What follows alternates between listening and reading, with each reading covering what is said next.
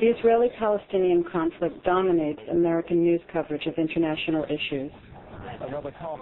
Given that news coverage is Americans' main source of information on the conflict, it becomes important to examine the stories the news media are telling us and to ask the question, does the news coverage reflect the reality on the ground?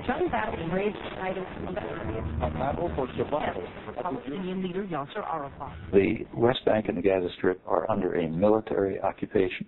It's the longest military occupation in modern history. It's entering its 35th year. It's a harsh and brutal military occupation. And it's extremely violent all the time.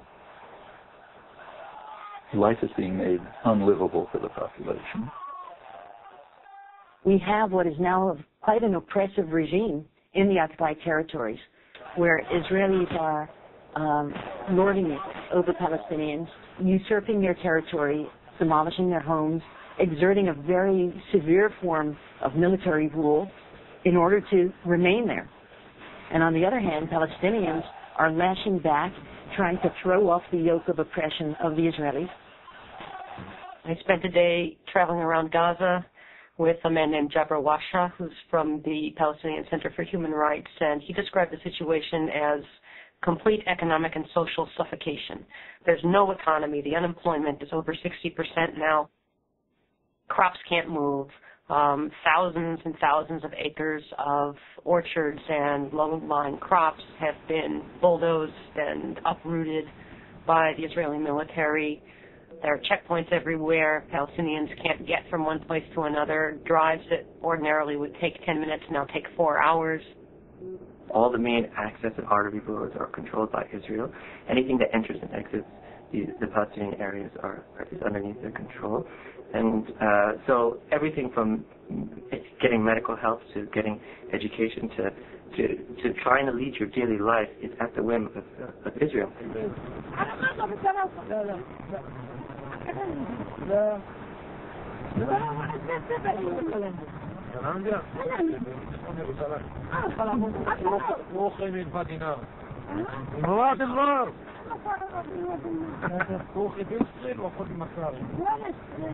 There are hundreds of checkpoints in the West Bank. Every Palestinian has to walk through a single ride, 2 or 3 checkpoints. And the system of those checkpoints makes Palestinian ordinary people's life miserable.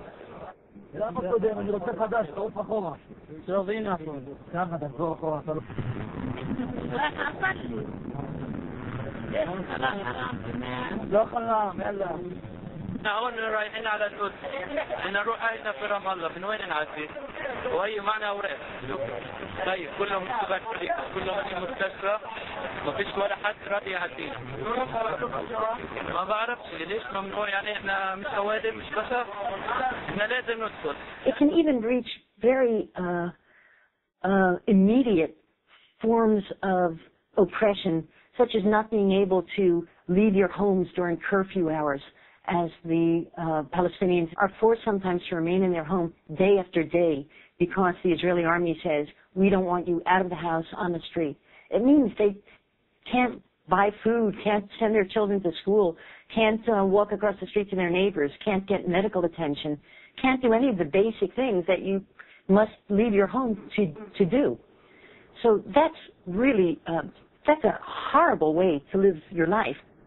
Since the Intifada number 2 began, you have a much heightened level of repression. Often these towns or villages are surrounded by the Israeli army, and people aren't allowed to go out of their village to the next door. It's basically a horrendous situation. It's like living in a very big jail. When one lives under oppression and there is no other way out, and he's being violated every day by violent means, then sometimes the only way out of that situation is through violence. Particularly if the one that is violating your rights and taking away your freedom is ruthless and uses systematic methods of violence to oppress you, like torture. Amnesty International has regularly documented serious human rights violations by Israeli military forces in the occupied territories, including unlawful killings, torture and ill treatment of prisoners, wanton destruction of homes with residents still inside, the blocking of ambulances, denial of humanitarian assistance, and the use of Palestinian civilians as human shields, and has gone so far as to label them war crimes. We don't see the suffering that the Palestinians are undergoing through occupation. We don't really understand how bad the occupation is for them. No empathy, no sympathy, no sight of women unable to reach a hospital to give birth and children and their babies dying at the checkpoint because they can't get through. If you don't see that, your heart doesn't skip a beat and say something's wrong with the occupation. That's what's become so twisted, that the dearth of reporting, the absence of images, the lack of analysis, the void of voices, of describing the experience of Palestinians under occupation is so vast that people have no idea that the occupation is going on.